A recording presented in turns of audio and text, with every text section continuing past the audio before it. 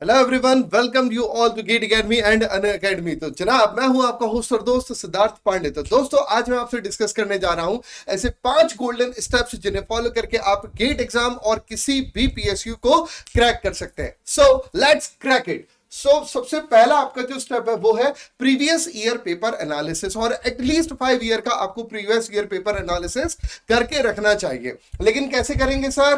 Points of analysis आपके पास क्या क्या होने चाहिए, वो सबसे मोस्ट इंपॉर्टेंट पॉइंट है। क्योंकि आपने ये तो हर किसी से सुना होगा कि प्रीवियस ईयर पेपर का एनालिसिस करो, लेकिन किन पॉइंट्स के आधार पर? तो सबसे पहला आपका पॉइंट है भाई सेक्शन वाइज एनालिसिस। यानी कि जैसे अगर अपन गेट में दिखे तो भाई एक टेक्निकल सेक्शन है और एक नॉन टेक सेक्शन है, तो दोनों सेक्शन के एनालिसिस को अलग अलग नोट डाउन करके रखिए, बना करके रखिए। फिर दूसरा बार आता है कि भाई सब्जेक्ट वाइज एनालिसिस, यानी कि टेक्निकल सेक्शन में आपके कितने सब्जेक्ट है, कैसे कैसे उसमें क्वेश्चन आ रहे हैं, तो सब्जेक्ट का डिस्ट्रीब्यूशन बेटर तरीके के साथ में कीजिए। देन उसके बाद आप मार्क्स वाइज डिस्ट्रीब्यूशन कीजिए। उन सब्जेक्ट्स को पहले ऊपर रखिए जिनमें से सबसे ज्यादा मार्क्स से आता चला आ रहा है लास्ट 5 ईयर से, है ना।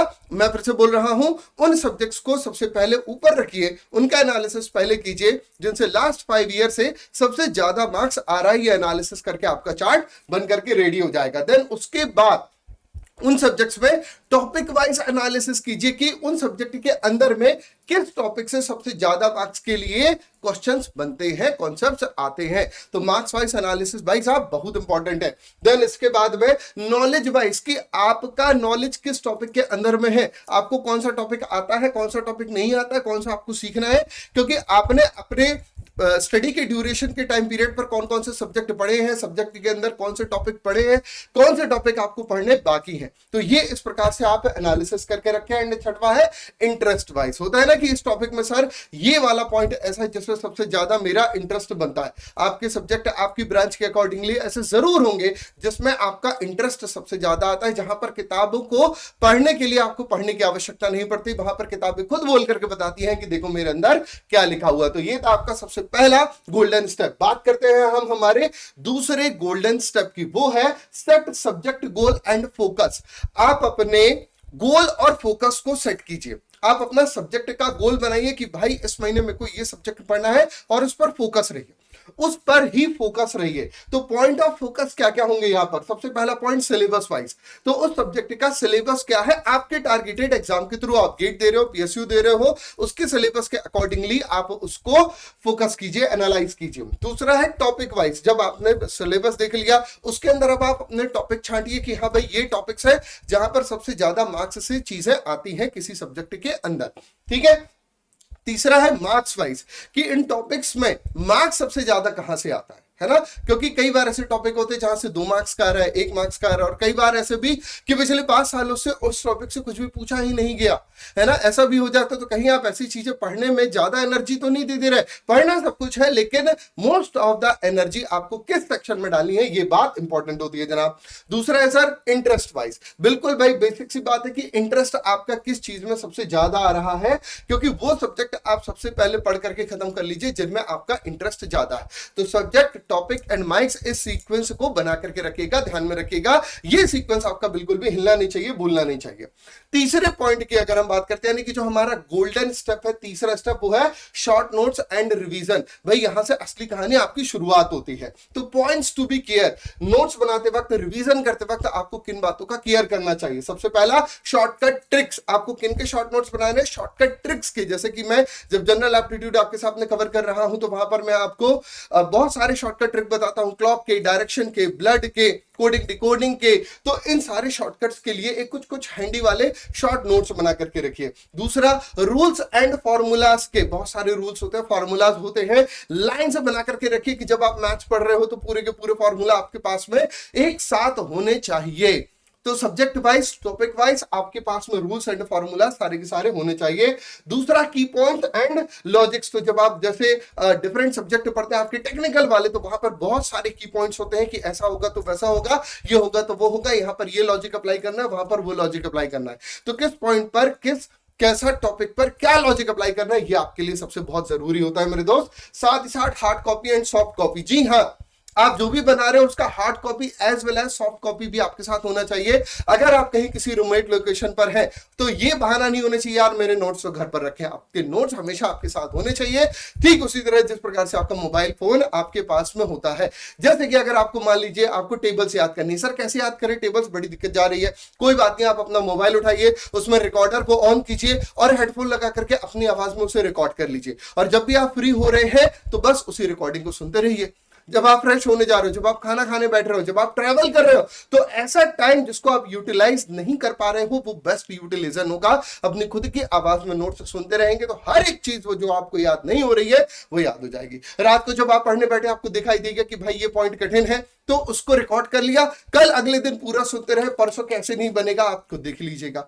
ठीक है, देन आपका चौथा स्टेप है mock test and the analysis. ये सारी चीजें करने के बाद मॉक टेस्ट देना जरूरी है।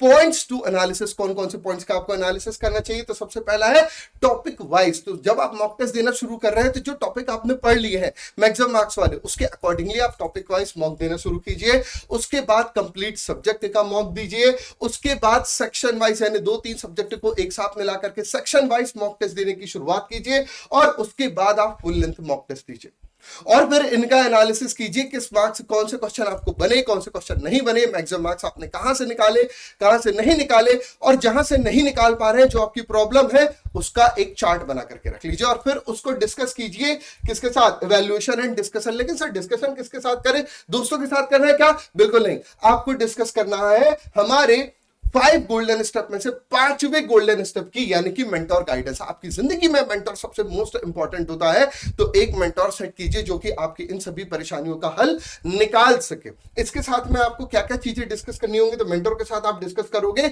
Strategy and execution. तो मेरे दोस्त, प्लान और स्ट्रैटेजी तो दुनिया में हर कोई बना सकता है, लेकिन एग्जीक्यूशन करना सबसे ज्यादा जरूरी है, इंपॉर्टेंट है, जो कोई नहीं करता और बाद में कहता है फालतू प्लान था, फालतू स्ट्रेटेजी थी, काम नहीं किया। भाई एग्जीक्यूशन नहीं करोगे तो होगा कैसे?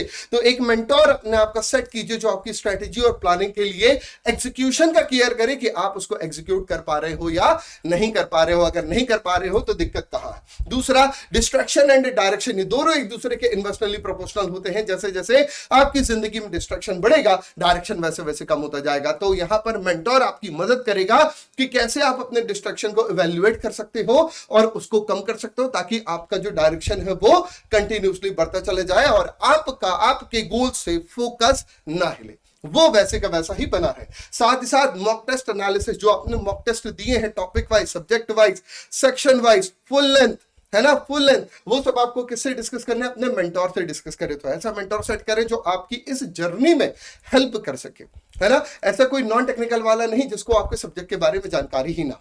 वो मेंटर कौन हो सकता है? आपके टीचर हो सकते हैं, आपके ब्रदर्स हो सकते हैं, आपके फ्रेंड्स जो सीनियर, जो कि सक्सेसफुल हो चुके हैं, जिन्होंने एग्जाम क्वालिफाई कर चुका है या फिर वो प्रिपरेशन कर चुके हो और आगे बढ़ चुके हो, ये सभी आपको बेस्ट मेंटर बन सकते हैं। And faith and believe, faith रखिए अपने मेंटोर पर और बिलीव कीजिए अपने आप पर। जब तक आप सेल्फ बिलीव नहीं करोगे कि हाँ मैं कर सकता हूं, तब तक कुछ बात नहीं बनने वाली, है ना। चलना खुद ही है तो फिर भरोसा गैरों पर क्यों करना, लेकिन मेंटोर बना करके रखना जरूरी है। तो मेंटर मोस्ट इंपॉर्टेंट है आपकी लाइफ में, जरूर ध्यान रखिएगा। ये सारे पॉइंट्स में आपकी मदद सिर्फ और सिर्फ मेंटर ही कर सकता है। तो हमारे पास 5 गोल्डन स्टेप्स क्या क्या है, मेरे साथ रिपीट करिएगा। पहला, प्रीवियस ईयर पेपर एनालिसिस। दूसरा, subject set subject goal and the focus. तीसरा है आपका short notes and revision. So most important चीज है रिवीजन, अगर रिवाइज नहीं करोगे तो फिर कुछ भी नहीं होने वाला। चौथा है आपका mock test and the analysis और 5वां है आपका मेंटर गाइडेंस। ठीक है, तो आई होप ये वीडियो आपकी प्रिपरेशन में बहुत मदद करेगा। इसी प्रकार के वीडियोस में आपके लिए लाता रहूंगा। थैंक यू वेरी मच, जय हिंद।